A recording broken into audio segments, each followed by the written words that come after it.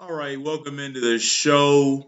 Yeah, I put zero thought into this, but honestly, those are my favorite videos because I get to just go off the cuff and speak, as a person, and not be scripted or whatever. I never use scripts, but sometimes you have a little outline what you want to talk about. But man, Thomas Massie, I'm gonna miss that guy. I just got a bad feeling that he's gonna lose tomorrow, unfortunately. And if I'm wrong, man, I would never have been happier to be wrong in my life. But man, I understand the entire scenario here. I looked at the nuances of it. Believe me, he votes with Trump an overwhelming majority of the time. I'm thinking like between 98 and 99%. So this is not somebody I can agree with politically on most things. 9 out of 10 issues we will not agree. But one thing we'll always see eye to eye on him and Rand Paul. I've said it before.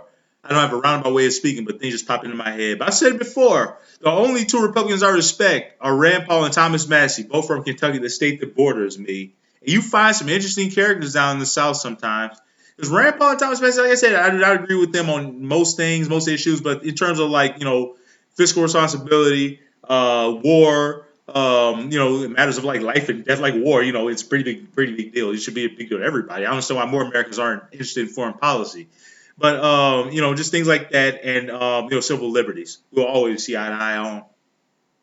And I like Ron Paul. I feel like him way more than Rand. Ron Paul was a real one. Yeah, I don't think he would have fucked with Trump at all if he was in Congress. He would have major thorn in his side. Of course, he would have like tax cuts and stuff, but he would have been a big. I believe, man, Rand stands up to Trump on like 2 out of 10 issues. Ron probably would have been like 4 out of 10 issues.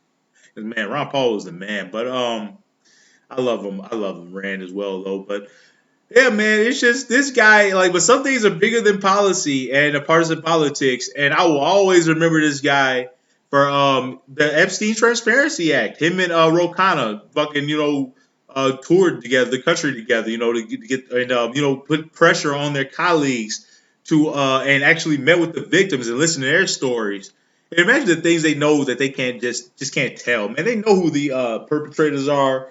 But man, I respect massive respect to him and Ro Khanna for that. It's like they didn't just put their names on the bill; they actually fought for it, and to be able to get it passed, what was it? Man, it was almost unanimous. Besides that, one guy I can't remember his name. One guy didn't vote for it. It wasn't Chip Roy. Who was it? Man, it was like some loser. But it doesn't matter at this point. It was almost unanimous. But that was really impressive.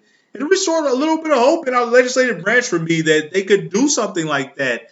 But unfortunately, back to life, back to reality. Now you got to face Donald Trump's wrath for that. Because and man, I was already me. I'm a bit of an elitist. I was ready to shit on the people of Kentucky in this district. I'm like, oh man, these dumb hillbillies have done it again. But Thomas Massie's district is actually one of the wealthier ones in Kentucky. Which man, they're gonna vote for this other guy, the Ed Gallerin or whatever. They're gonna vote for this guy, man. But these people, they are the Epstein class. Basically, like these are wealthier people, and they don't appreciate what Thomas Massie did the way we do.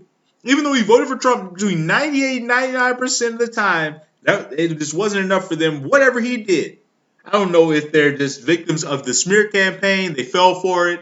They don't like him for whatever reason, personal reasons, or man, I thought this guy was loved in his district. But man, I never thought I'd see Thomas Massie lose.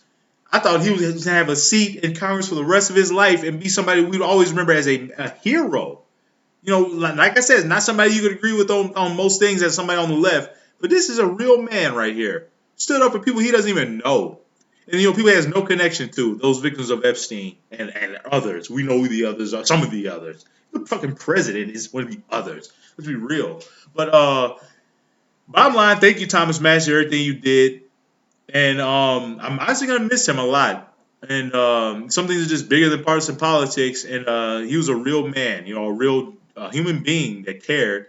And Trump going after him, involving his deceased wife was about the most classless thing I've seen. And I just hope he's holding up well. And thank you for your service to this country. Being having principles and standing up for them. As much as you could. I know being a Republican is not easy, but thank you, and you will be missed.